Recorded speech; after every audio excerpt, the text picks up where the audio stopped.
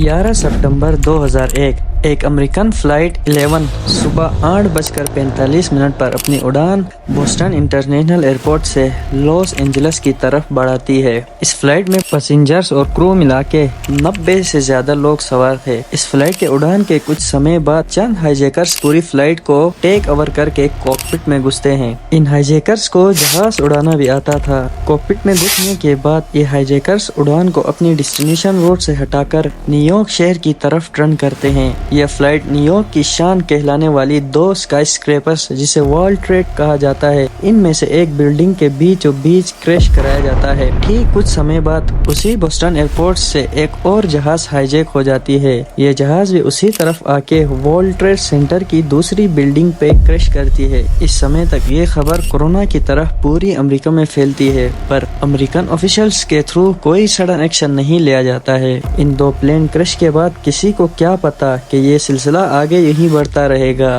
लेकिन फिर American airline aviation से खबर मिलती है कि 2 और प्लेन हाईजैक हुए हैं। एक प्लेन वाशिंगटन इंटरनेशनल एयरपोर्ट से लॉस एंजल्स की तरफ जाने वाली और दूसरी फ्लाइट न्यूयॉर्क से कैलिफोर्निया जा रही थी। वाशिंगटन से टेक ऑफ लेने वाली फ्लाइट कुछ आगे जाने के बाद दोबारा वाशिंगटन की तरफ टर्न बैक लिया जाता है। यह फ्लाइट अमेरिकन डिफेंस डिपार्टमेंट की बिल्डिंग पेंटागन के ऊपर क्रैश कराया जाता है। पूरी दुनिया की नंबर 1 एजेंसी को इस पूरे अटैक के बारे में कुछ इल्म नहीं होता। 3 जहाजों के क्रैश के बाद अमेरिकन ऑफिशियल्स अपनी नींद को पूरा करने के बाद एक्शन लेकर सारे अमेरिकन फ्लाइट्स को कैंसिल करते हैं, मगर उन्हें ये मालूम था कि एक और जहाज हवा में हाईजैक हो चुकी है। एक्सपर्ट का ये ख्याल था कि ये जहाज जरूर व्हाइट हाउस में क्रैश किया जाएगा, क्योंकि बाकी तीनों जहाजे अमेरिका के सबसे फेमस जगहों पर क्रैश किए गए थे। इस प्रेडिक्शन के बाद सारी अमेरिकन डिफेंस, पुलिस और एजेंसीज एयरफोर्स के साथ व्हाइट हाउस को प्रोटेक्शन देने लगती है।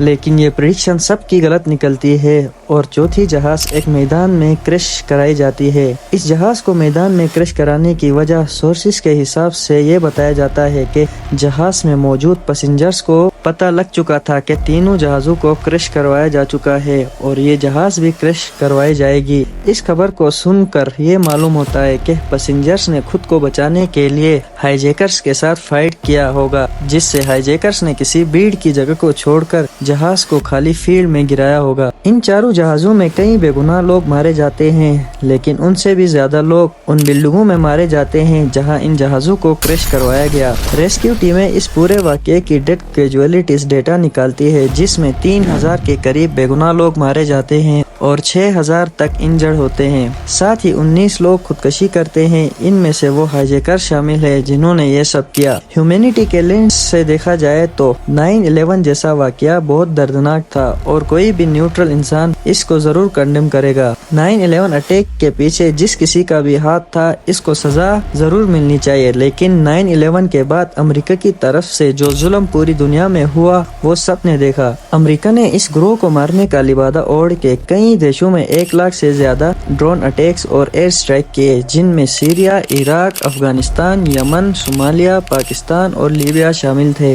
और इन तमाम एयर अटैक्स में 22,000 से ज्यादा बेगुनाह लोग मारे गए और 1 लाख एयर अटैक्स में से 90,000 तो सिर्फ इस्लामिक देशों में हुआ। जैसे एक मछली सारे तालाब को गंदा करती है, ऐसे यहाँ पे एक ग्रोह कई मुसलमानों की मौत का सबब बना। इस पूरे वाकये के बाद अमेरिका का काला डिक्टेटरशिप पॉलिसी का राज रिवील हुआ, जो दुनिया की बेहतरीन डेमोक्रेसी की दावेदार थी।